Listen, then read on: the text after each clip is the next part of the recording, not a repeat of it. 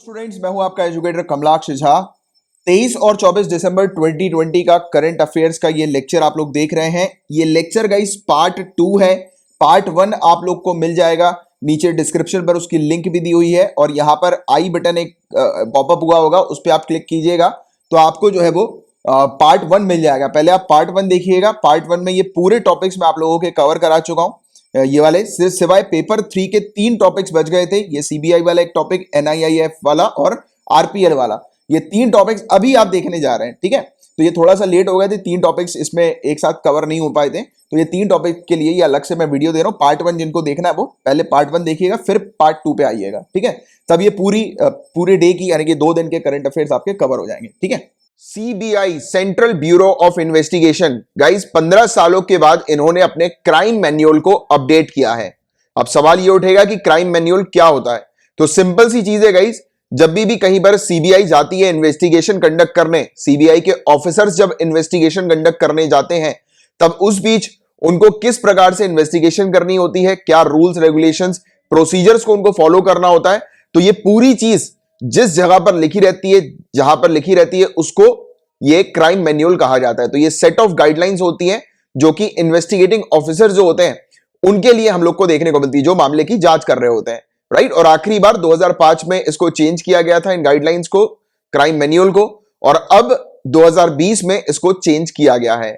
Agency ने CBI ने एक टास्क फोर्स सेटअप करी थी। इसमें एडिशनल डायरेक्टर प्रवीण सिन्हा जी हम लोग को देखने को मिले थे, उन्हीं के अंडर ये टास्क फोर्स थी और इसी टास्क फोर्स ने चेंजेस जो है वो इंट्रोड्यूस किए हैं क्राइम मैन्युअल के अंदर सीबीआई के। तो ये चीज आप लोग को पता होनी चाहिए। और क्राइम मैन्युअल क्या है तो मैंने आपको ऑलरेडी बता ही दिया है कि स्टैंडर्ड ऑपरेटिंग प्रोसीजर होता है एजेंसी का। स्पेशल इन्वेस्टिगेशन, इकोनॉमिक ऑफेंसेस या फिर साइबर क्राइम्स वगैरह जब होते हैं, उस पर जब सीबीआई के ऑफिसर जब काम कर रहे होते हैं, इन्वेस्टिगेटिंग एजेंसी के ऑफिसर जब काम कर रहे होते हैं, जांच कर रहे होते हैं, इन्वेस्टिगेशन कर रहे होते हैं, तो उस दौरान उनको किन किन चीजों को फॉलो करना है, क्या प्रोसीजर फॉलो करना है, तो और किस प्रकार से उनको एक्ट करना है, तो उसके पूरी जानकारी इस सेट ऑफ गाइडलाइंस में मेंशन रहती है, राइट। और चेंजेस जो प्रपोज किए गए हैं उसके पीछे काफी सारे फैक्टर्स हैं गाइस। जैसे कि आप जानते हैं कि आज की डेट में क्राइम का नेचर चेंज हो गया है काफी ज्यादा। नए नए प्रकार के क्राइम हम लोग को नजर आ रहे हैं। जो क्रिमिनल्स हैं उन्होंने नई नई अप्रोचेस अपना ली है क्राइम करने के लिए, राइट। टेक्नोलॉजी का उपयोग किया जा रहा है क्राइम करने के पर्पस के लिए। जैसे कि आप जानते हैं गाइस कि वो एटीएम के अंदर हम लोग को देखने नहीं मिलता कि एटीएम के अंदर एक डिवाइस जो है वो लगा दी जाती है, जिससे कि आप जब अपना एटीएम वहां पर डालते हैं एटीएम से पैसा निकालने के लिए, तो क्या होता है कि उस एटीएम की ट्रेसिंग हो जाती है, यानी कि पूरा का पूरा एटीएम जो है वो कॉपी हो जाता है वहां पर, राइट। आपकी पूरी एटीएम की पूरी जानकारी उनके पास चली जाती है। और कैमरा भी लगा देते हैं वो ऊपर थोड़ा सा, जैसे कि आप जो पिन डालते हैं उसके बारे में भी उनको पता लग जाता है। तो इस प्रकार से हरकतें हो रही हैं, इस प्रकार से क्राइम हो रहे हैं। और डिजिटल क्राइम तो हम लोग को देखने को मिल ही रहे हैं, कितनी सारी हैकिंग वगैरह हो रही है, लोगों के डेटा चोरी हो रहा है, राइट।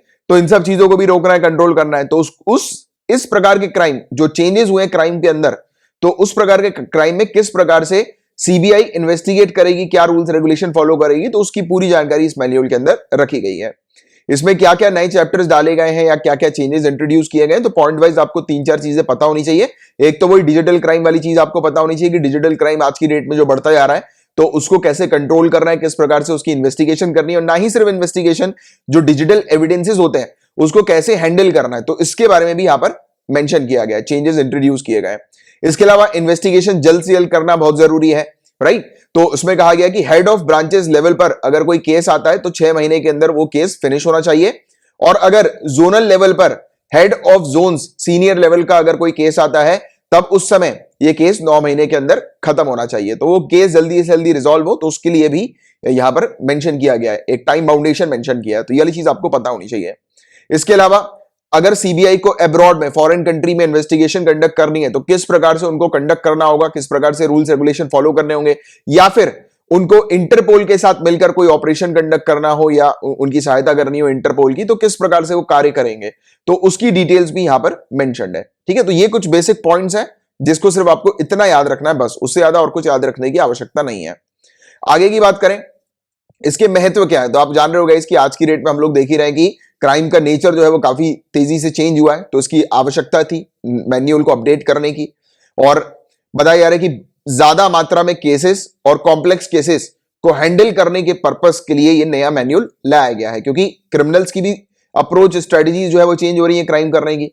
राइट। तो जल्दी जल्दी केसेस रिजॉल्व हो, भारी मात्रा में केसेस रिजॉल्व हो, और जो क्राइम का जो नेचर चेंज हो गया है तो उसको ध्यान में रखते हुए, उसको देखते हुए ये मैनुअल जो है वो अपडेट किया गया है। यहां पर लेटेस्ट जो कानून है, ऑनरेबल सुप्रीम कोर्ट के जो जजमेंट है और उनके जो इंटरप्रिटेशन है, उनको ध्यान में रखते हुए मैनुअल को रिवाइज किया है, चेंज किया है मैनुअल को, राइट। और इससे क्या होगा, इससे इन्वेस्टिगेटिंग ऑफिसर्स को काफी मदद मिलेगी, उनके लिए आसान हो जाएगा केसेस को सॉल्व करने पर, यानी जब वो केस सॉल्व कर रहे होंगे, इन्वेस्टिगेशन कर रहे होंगे, तो उनको काफी आसानी होगी।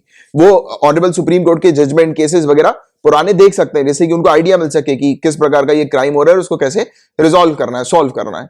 और मेनली यहां पर टीम अप्रोच के ऊपर ज्यादा फोकस किया गया है कि टीम जो है वो मिलकर, सीबीआई की पूरी टीम मिलकर जो है वो ऑपरेशन कंडक्ट करें, तो टीम अप्रोच के ऊपर किया गया, क्योंकि ज्यादा केसेस, कॉम्प्लेक्स केसेस के साथ अब डील करना है, राइट। क्योंकि समय के अनुसार क्राइम का नेचर भी चेंज हुआ है। तो इतनी चीजें हैं जिसको आपको थोड़ा सा ध्यान में रखना है, ये मेंस पॉइंट ऑफ व्यू से भी इंपॉर्टेंट है। अब थोड़ी सी बात कर लेते हैं सीबीआई की, जिससे रिलेटेड डायरेक्टली प्रीलिम्स में क्वेश्चन आ सकते हैं। तो आप जानते हैं गाइस कि ये हमारी प्रीमियर इन्वेस्टिगेटिंग एजेंसी है इंडिया की, और ये किसके अंडर आती है, तो याद रखिएगा किस मिनिस्ट्री के अंडर है CBI, ministry of personnel public grievances and pension के अंडर हम लोग को देखने को मिलती है।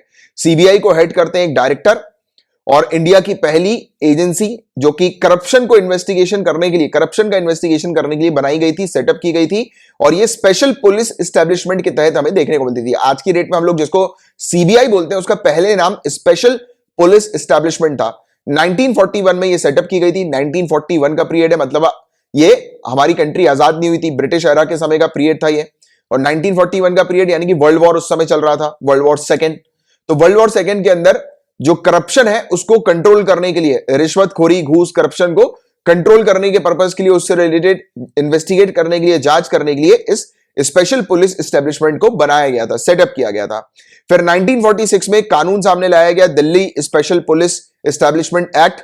उसके तहत अब ये जो बॉडी थी स्पेशल पुलिस एस्टेब्लिशमेंट, ये सिर्फ करप्शन को कंट्रोल करने के लिए या करप्शन से रिलेटेड जांच करने तक सीमित नहीं थी। अब इसको करप्शन के आगे जो है वो, यानी कि इसको एक्सपेंड कर दिया गया, इसकी पावर्स को, कि करप्शन के अलावा और भी मामले जो है ये देखेगी, उसकी जांच करेगी है, राइट, सीबीआई। तो ये 1946 में हुआ था जब ये कानून आया था, special Delhi special police establishment act. और फिर बाद में जाकर होम मिनिस्ट्री ने एक रेजोल्यूशन लाया था 1963 में, और उस समय इसका नाम चेंज करके सीबीआई रख दिया गया, central bureau of investigation, right. तो ये बेसिक फैक्ट्स हैं सीबीआई से रिलेटेड, जिनकी आपको जानकारी होनी चाहिए, एक अच्छा आइडिया होना चाहिए, ठीक है। तो ये था पूरा ओवरऑल टॉपिक। गाइस, बात करेंगे national investment and infrastructure fund के बारे में। इसके नाम से ही आपको समझ में आ जाना चाहिए, ये एक ऐसा फंड है जो कि इंफ्रास्ट्रक्चर पर्पस के लिए है। हमारी कंट्री में इंफ्रास्ट्रक्चर को डेवलप करने के पर्पस के लिए ये फंड हम लोग को देखने को मिलता है, राइट। तो इसी पर अपन चर्चा करने वाले हैं। और अभी ये टॉपिक न्यूज में इसलिए था क्योंकि कनाडा की पीएसपी, यूएसए की डीएफसी और एक्सिस बैंक, ये 107 मिलियन यूएस डॉलर इस मास्टर फंड में इन्वेस्ट कर रहे हैं। और ओवरऑल साइज जो हो रहा है मास्टर फंड का, इसके एनआईआईएफ के, ये यूएस डॉलर 2.34 बिलियन हम लोग को देखने को मिल रहा है, राइट। और गवर्नमेंट ने एनआईआईएफ को सेटअप किया था 40,000 करोड़ रुपए से। 2015 में इसको सेटअप किया गया था, इस फंड को। इस फंड में 40,000 करोड़ रुपए रखे गए थे स्टार्टिंग में, राइट। और ये फंड जो है वो किस पर्पस के लिए हम लोग को देखने को मिलता है, तो जो ग्रीन फील्ड, ब्राउन फील्ड और स्टॉल्ड इंफ्रास्ट्रक्चर प्रोजेक्ट्स होते हैं, तो उनको कंप्लीट करने के लिए ये फंड होता है। अब ग्रीन फील्ड प्रोजेक्ट्स कौन से होते हैं गाइस? ग्रीन फील्ड प्रोजेक्ट का सिंपल सा आसान तरीके से इसको समझने के लिए ये समझो कि एक खाली जमीन है, ठीक है, खाली जमीन है। उस खाली जमीन में एक बिल्डिंग बनानी है शुरुआत से, स्टार्टिंग फ्रॉम जीरो, यानी कि उस पर पहली ईंट रखी जाएगी उस बिल्डिंग को बनाने के लिए, राइट। फिर वो बिल्डिंग बनेगी, यानी कि अभी तक उस जमीन पे कुछ नहीं था, बिल्डिंग स्टार्टिंग से बनाई जा रही है, तो उसको ग्रीन फील्ड प्रोजेक्ट कहा जाता है, जो प्रोजेक्ट स्टार्टिंग से यानी कि जीरो से शुरू होता है। बट ब्राउन फील्ड प्रोजेक्ट का मतलब जैसे एक जमीन है, उसमें ऑलरेडी बिल्डिंग बनी हुई है, अब उस बिल्डिंग को तोड़कर या उसको मॉडिफाई करके या उस पर एक और माला चढ़ाना है, बनवाना है, तो उसको ब्राउन फील्ड प्रोजेक्ट बोलते हैं। ब्राउन फील्ड प्रोजेक्ट यानी कि जो एग्जिस्टिंग ऑलरेडी इंफ्रास्ट्रक्चर बना हुआ है उसको या तो बनवाना है और बेटर करना है उसको, राइट। और ग्रीन फील्ड का मतलब जीरो से, स्टार्टिंग से जो है वो बिल्डिंग वगैरह बनाई जा रही है, इंफ्रास्ट्रक्चर क्रिएट किया जा रहा है। तो ये green field, brown field projects में इन्वेस्टमेंट करने के लिए, और स्टॉल्ड इंफ्रास्ट्रक्चर प्रोजेक्ट्स होते हैं, जो रुके हुए इंफ्रास्ट्रक्चर प्रोजेक्ट होते हैं, उसमें निवेश करने के लिए, इन्वेस्ट करने के लिए ये फंड हम लोग को देखने को मिलता है, जिसको सरकार ने सेटअप किया था 2015 में। कौन से एरिया पर इन्वेस्टमेंट होता है एनआईआईएफ के थ्रू, इस फंड के थ्रू? तो energy, transportation, housing, water, waste management, इसके अलावा और भी दूसरे ऐसे इंफ्रास्ट्रक्चर रिलेटेड जो सेक्टर होते हैं हमारी कंट्री में, तो वहां पर इन्वेस्टमेंट होता है इस पैसों से, इस फंड से। और ये 3 प्रकार के फंड NIIF के अंदर हम लोग को देखने को मिलते हैं। और ये फंड्स रजिस्टर हैं, ये ऑल्टरनेटिव इन्वेस्टमेंट फंड के तौर पर हमें देखने को मिलते हैं। सेबी के अंडर ये हम लोग को नजर आते हैं, securities and exchange board of India के अंदर, सेबी के अंडर। और NIIF के इन्वेस्टर्स कौन कौन होते हैं गाइस? तो देखो, पहली इन्वेस्टमेंट डील हमें मिली थी 2017 में, Abu Dhabi investment authority ADIA, इसने $1 बिलियन इन्वेस्ट किया था NIIF में। और ADIA जो थी वो पहली इंटरनेशनल इन्वेस्टर के तौर पर हमें देखने को मिली थी जिसने इन्वेस्ट किया था। इंडियन गवर्नमेंट के इस फंड के अंदर 49% शेयर हैं। यहां पर आप लोग को ICICI bank, HDFC bank, axis bank, Kotak Mahindra life आपको मिल जाएगी। और भी दूसरे ऐसे इन्वेस्टर हैं जो कि इस NIIF में शामिल हैं। और एशियन इंफ्रास्ट्रक्चर इन्वेस्टमेंट बैंक ने 2018 में अनाउंस किया था कि $200 मिलियन ये इन्वेस्ट करेंगे NIIF में। और NIIF के अंदर जो 3 फंड्स हम लोग को देखने को मिलते हैं, जैसे मैंने भी आपको थोड़ी देर पहले बताया था कि 3 फंड्स ये मैनेज करती है NIIF। तो ये 3 फंड कौन से? सबसे पहला fund master fund. Master fund के अंदर जो पैसा लगाया जाता है वो खर्चा किसके ऊपर किया जाता है? इन्वेस्टमेंट किस इंफ्रास्ट्रक्चर के ऊपर किया जाता है? तो कोर इंफ्रास्ट्रक्चर सेक्टर के ऊपर इन्वेस्टमेंट किया जाता है। कहीं रोड बनवाना हो, कहीं बंदरगाह यानी कि पोर्ट वगैरह बनवाना हो, कहीं एयरपोर्ट्स बनवाने हो, या पावर सेक्टर में इन्वेस्ट करना हो, तो उसमें ये मास्टर फंड का पैसा लगाया जाता है। इसके अलावा दूसरा फंड जो होता है फंड ऑफ फंड्स, इसके अंदर फोकस किया जाता है ग्रीन इंफ्रास्ट्रक्चर के ऊपर, यानी कि कहीं पर हरियाली वगैरह करनी है, यानी कि ग्रीनरी वगैरह को प्रमोट करना है किसी जगह पर, तो उस चीज के लिए जो पैसा लगाया जाता है वो इस फंड से निकालकर लगाया जाता है। मिड इनकम और अफोर्डेबल हाउसिंग वगैरह बनानी है, यानी कि हाउसेज वगैरह बनाने अफोर्डेबल, तो उसमें जो पैसा लगता है वो इसी फंड से लगाया जाता है। इसके अलावा इंफ्रास्ट्रक्चर सर्विस और भी इसी प्रकार की जो सर्विसेज होती हैं उसमें फोकस करते हुए ये पैसा वहां पर लगाया जाता है। इसके अलावा एक फंड होता है स्ट्रेटेजिक इन्वेस्टमेंट फंड, ये रजिस्टर किया गया है ऑल्टरनेटिव इन्वेस्टमेंट फंड सेकंड के नाम से, सेबी के अंडर हम लोग को देखने को मिलता है। यहां पर इक्विटी और इक्विटी लिंक्ड इंस्ट्रूमेंट के ऊपर इन्वेस्टमेंट होता है, यानी शेयर्स और डिवेंचर्स के ऊपर इन्वेस्टमेंट होता है। लोग बाग इसके शेयर्स और डिवेंचर परचेज करते हैं। और ये ज्यादातर फोकस करती है ग्रीन फील्ड और ब्राउन फील्ड इन्वेस्टमेंट पे, राइट। यानी कि ग्रीन फील्ड और ब्राउन फील्ड के बारे में आपको स्टार्टिंग में ही बता दिया मैंने, यानी कि जीरो से जिस प्रोजेक्ट की शुरुआत होती है वो ग्रीन फील्ड होता है। जो प्रोजेक्ट ऑलरेडी बना हुआ है उस पर अगर कुछ मॉडिफिकेशन हो रहा है या कुछ भी चीज हो रही है उसके अंदर, यानी कि चेंजेस हो रहा है, तो वो ब्राउन फील्ड प्रोजेक्ट हम लोग को देखने को मिलता है। ठीक है, तो ये वाली चीज है जिसके बारे में आप लोग को सिंपल सी जानकारी होनी चाहिए, आइडिया होना चाहिए NIIF से रिलेटेड। गाइस, बात करेंगे RPL के बारे में, रिकॉग्नाइजेशन ऑफ प्रायर लर्निंग के बारे में। तो ये क्या है इसको समझते हैं। पहले कुछ फैक्चुअल डेटा याद रखने वाली बात करते हैं, फिर उसके बाद मैं आपको आसान भाषा में RPL के बारे में समझा दूंगा। तो देखो, ये RPL एक प्रकार का प्रोग्राम है, वर्कर्स के लिए ये प्रोग्राम हम लोग को देखने को मिलता है, श्रमिकों के लिए प्रोग्राम देखने को मिलता है, जो कि डिपार्टमेंट ऑफ पंचायती राज के अंडर ही आता है। स्किल इंडिया का ये प्रोग्राम है और ये प्रोग्राम लागू किया जाता है, इंप्लीमेंट किया जाता है संकल्प प्रोग्राम के अंडर। और संकल्प प्रोग्राम जो है वो ministry of skill development and entrepreneurship का है। इस पर्टिकुलर पूरे प्रोग्राम को की जो इंप्लीमेंटिंग एजेंसी है वो है national skill development corporation, NSDC। तो ये तो फैक्चुअल डिटेल्स हो गई जिसके बारे में एक आपको आइडिया होना चाहिए। बाकी RPL है क्या, तो इतना पढ़ने के बाद, और देखिए एक और चीज है कि चंदौली और वाराणसी में ये शुरू हुआ है, अभी हम लोग को देखने को मिल रहा है। वहां की डिपार्टमेंट ऑफ पंचायती राज के अंदर ये RPL प्रोग्राम लाया गया है। तो देखो, ये सब चीजें तो आपने पढ़ी तो आपके दिमाग में बहुत बार क्लिक हुआ होगा, स्किल्स स्किल्स स्किल्स, है ना। यहां पर भी देखो स्किल इंडिया, यहां पर देखो कौन सी मिनिस्ट्री है, skill development and entrepreneurship ministry है। कौन इंप्लीमेंटिंग एजेंसी है, नेशनल स्किल डेवलपमेंट कॉर्पोरेशन। तो एक चीज तो इतना ही पढ़ के क्लियर हो जानी चाहिए कि RPL प्रोग्राम वर्कर्स को, श्रमिकों को स्किल्स प्रदान कराने के लिए है, स्किल प्रोवाइड कराने के लिए है। यहां पर स्किल्स प्रोवाइड कराने के अलावा सर्टिफिकेशन दिया जाता है, यानी कि जो भी इंडिविजुअल, और याद रहे रूरल एरियाज के, गांव क्षेत्र के युवाओं को यहां पर पार्टिसिपेशन करने का मौका मिलता है, वो पार्टिसिपेट करते हैं, उनको एक सर्टिफिकेट दिया जाता है और उस सर्टिफिकेट की मदद से उनको जॉब्स वगैरह मिल सकती हैं स्किल्स एक्वायर करने के बाद। यानी कि एक इंडिविजुअल जो इनफॉर्मल सेक्टर में अभी तक काम कर रहे थे, इस सर्टिफिकेशन को हासिल करके उनको फॉर्मल सेक्टर में जॉब मिल सकती है। फॉर्मल सेक्टर में जॉब मिलने का मतलब क्या है, रिस्पेक्ट हासिल होना, उसमें और ज्यादा कमाई होना, वेरियस जॉब अपॉर्चुनिटीज मिलना, राइट। तो ये सब चीजें हैं। इससे क्या होगा कि अल्टीमेटली युवाओं का फायदा होगा। युवाओं को फॉर्मल सेक्टर में जॉब वगैरह मिल जाएगी। और ये सब चीजें पूरी फ्री में प्रोवाइड कराती है सरकार। और फ्री में प्रोवाइड कराने के अलावा जिनको भी ये स्किल्स वगैरह का सर्टिफिकेट मिल जाता है, यानी कि जिन्होंने ये प्रोग्राम अपना कंप्लीट कर लिया होता है, उनको 500 रुपए भी दिए जाते हैं। और इतना ही नहीं, उनका इंश्योरेंस भी करवाया जाता है। तो ये सब चीजें इस प्रोग्राम के अंदर हम लोग को देखने को मिलती है। तो मेन जो चीज है वो है स्किल्स डेवलप करने का ये प्रोग्राम है और स्किल सर्टिफिकेशन प्रोवाइड कराने का प्रोग्राम है गांव क्षेत्र में रहने वाले युवाओं को, राइट। इसका महत्व क्या है उसको थोड़ी देर से समझाऊंगा, और जो अभी मैंने अभी आपको आसान भाषा में समझाया उसको एक बार थ्योरी में भी देख लो।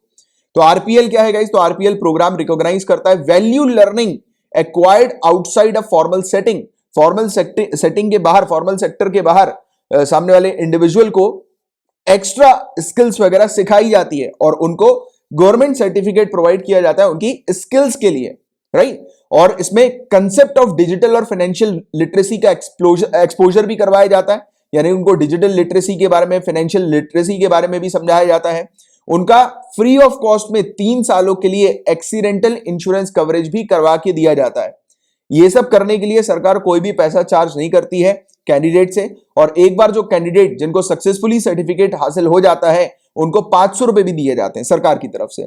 और ये जो इनिशिएटिव है ये larger program skill development planning का हम लोग को देखने को मिलता है ग्राम पंचायत लेवल पर। जैसा मैंने भी आपको बताया था कि गांव क्षेत्र का ये प्रोग्राम है, तो ग्राम पंचायत लेवल पर स्किल डेवलपमेंट प्लानिंग का ये प्रोग्राम है।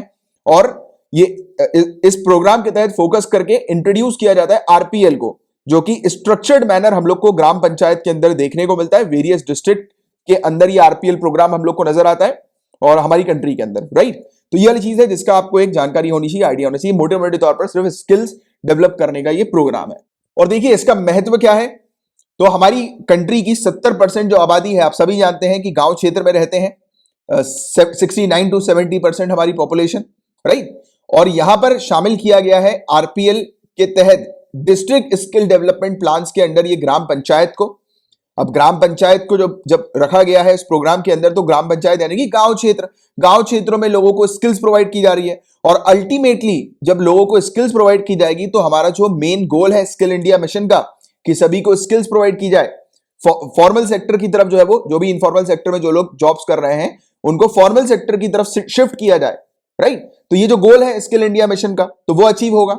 लोग जो है वो सेल्फ मतलब अर्निंग करना शुरू कर देंगे, खुद से अर्न करना शुरू करेंगे, आत्मनिर्भर बन जाएंगे लोग बात, राइट। क्योंकि उनके अंदर अगर वेरियस स्किल्स आ जाएगी तो उनको जॉब आसानी से मिल जाएगी, राइट। उनको रिकॉग्नाइज किया जाएगा। जो प्री एग्जिस्टिंग वर्कफोर्स हमारी कंट्री के अंदर है तो उनको वेरियस स्किल्स प्रोवाइड करा के उनको रिकॉग्नाइजेशन दे दिया जाएगा, जिससे कि वो बेहतर तरीके से जो है वो अर्निंग वगैरह जनरेट कर सके, उनका वो सस्टेनेबल लाइवलीहुड जो है वो फाइंड आउट कर सके, यानी कि उनको अपॉर्चुनिटी वगैरह मिल सके वेरियस, राइट, आसानी से। और इनइक्वालिटी बेस्ड ऑन प्रिविलेजेस जो है वो रिड्यूस हो जाए, कि किसी के पास नॉलेज है किसी के पास नहीं है। तो ये जो इनइक्वालिटी होती है ना, कि कुछ फलाना वर्कफोर्स है उनके पास एक वेरियस स्किल्स है, अलग नॉलेज है, कुछ के पास नहीं है, तो इस तरीके से क्या होता है इनइक्वालिटी हमें देखने को मिलती है। पे में भी, यानी कि जो पैसा वगैरह दिया जाता है, सैलरी वगैरह दी जाती है, उसमें भी इनइक्वालिटी हो जाती है। तो इस प्रकार से स्किल्स वगैरह प्रोवाइड करा के एक स्टैंडर्डाइजेशन क्रिएट करना है और कोशिश करनी है कि सभी लोग जो है वो एक अच्छी कमाई जनरेट कर सकें, मिल सके उनको अच्छी कमाई, अच्छी सैलरी मिल सके, वेरियस जॉब अपॉर्चुनिटीज उनको मिल सके, राइट। तो इस पर ये मेनली आरपीएल काम करती है और फोकस करती है। तो ये सिंपल सी चीज है जिसके बारे में बस आपको अंडरस्टैंडिंग होनी चाहिए इस टॉपिक से रिलेटेड। और ये पहली जो स्लाइड थी ये प्रीलिम्स पॉइंट ऑफ व्यू से इंपॉर्टेंट थी। ये आपको टेक्निकल डेटास वगैरह जो है वो थोड़ा से ध्यान में रखना है, राइट, जिससे रिलेटेड क्वेश्चंस आ सकते हैं कि ये फलाना जो आरपीएल है किसके अंडर आती है, ये ऐसी चीजें किसके द्वारा इंप्लीमेंट की जाती है, ये सब चीजें, इंप्लीमेंटिंग एजेंसी इसकी कौन है, तो ये सब चीजें, राइट। तो ये था पूरा ओवरऑल टॉपिक गाइज। और जो सिर्फ 3 ही टॉपिक बच गए थे आज के लेक्चर के अंदर, बाकी पूरे टॉपिक्स में आपको ऑलरेडी कवर करा चुका हूं पार्ट 1 के अंदर। जो सुबह आपको मिला था ये 3 ही बच गए थे, सीबीआई वाला, एनआईआईएफ वाला और आरपीएल वाला। तो ये भी अब आपके कंप्लीट हो गए हैं आज के टॉपिक पूरे। और मैंने अगर आपको जितने भी टॉपिक्स पढ़ाए हैं अगर आपको अच्छे से क्लियर हो गए हैं तो लाइक का बटन जरूर हिट कीजिएगा, नए आए हैं चैनल को सब्सक्राइब कीजिए, बेल आइकन पे भी जरूर हिट कीजिएगा। एंड गाइज अगर आपको पीडीएफ पेड पैकेज चाहिए तो मिनिमम 100 रुपीज पर मंथ में ये पेड पैकेज आपको मिल जाएगा। ये पूरी फैसिलिटी जो लिखी हुई है इस पीडीएफ पेड पैकेज में आपको मिलेगी। एक ऑफर भी चल रहा है, उस ऑफर को भी आप ले सकते हैं। और मंथली एमसीक्यू बैंक अगर आपको अलग से चाहिए तो 50 रुपीज पर मंथ के हिसाब से ये एमसीक्यू बैंक आपको मिल जाएगा। बट अगर आप ऑफर को अवेल करते हैं तो ये फ्री एमसीक्यू वाली पीडीएफ जो होती है, प्रैक्टिस क्वेश्चन जो होता है, वो आपको एक ही साथ जो है वो मिल जाएगा। तो इस ऑफर के बारे में और पूरे पैकेज के बारे में अगर आपको अच्छे से जानकारी चाहिए तो नीचे डिस्क्रिप्शन पर एक वीडियो की लिंक आपको मिल जाएगी, वो देख लीजिएगा। उसमें आपको पूरा आइडिया जो है वो लग जाएगा कि कैसे आपको इस पीडीएफ पैकेज को ज्वाइन करना है और क्या क्या फैसिलिटीज इसमें मिलती हैं। और उसका सैंपल वीडियो भी आप चाहें तो नीचे देख सकते हैं कि किस प्रकार का जो है वो सैंपल्स मैं प्रोवाइड कराता हूं आप लोगों के लिए। चलो ये वाली चीज है। और बाकी जनवरी से क्विज आने वाला है आप लोगों के लिए, पेड क्विज होगा। और जिनको भी क्विज में पार्टिसिपेट करना है लाइव क्विज में, तो ट्यूसडे, थर्सडे और संडे को लाइव क्विज होगा। मिनिमम 200 क्वेश्चन करंट अफेयर्स के आपके कवर करवाए जाएंगे। तो उसको आप ज्वाइन कर सकते हैं। आप नीचे डिस्क्रिप्शन पर जो लिंक है वीडियो की, उसको अगर आप देख लेंगे अच्छे से तो आपको पता लग जाएगी कि इस क्विज को भी कैसे ज्वाइन करना है, राइट। और अगर आपको कोई भी क्वेरी है, कुछ भी पूछना है और पीडीएफ पेड पैकेज से रिलेटेड या करंट अफेयर से रिलेटेड, आप मुझे फेसबुक पर मैसेज करके पूछ सकते हैं या टेलीग्राम पर मैसेज कर दीजिएगा। ये मेरा नंबर है 9713282838। याद रहे इस नंबर पर कॉल मत कीजिएगा, कॉल अटेंड नहीं किए जाएंगे। आपकी जो भी क्वेरी है आप मुझे टेक्स्ट करके, एसएमएस करके जो है वो पूछ सकते हैं, ठीक है। और टेलीग्राम पर अगर आप हैं तो नीचे डिस्क्रिप्शन पर टेलीग्राम का अपना चैनल है और अपना ग्रुप है, उसकी लिंक भी है, उसको भी आप ज्वाइन कर सकते हैं। तो चलो अब अपन मिलेंगे कल के लेक्चर में। तब तक के लिए bye bye, take care, have a great day ahead.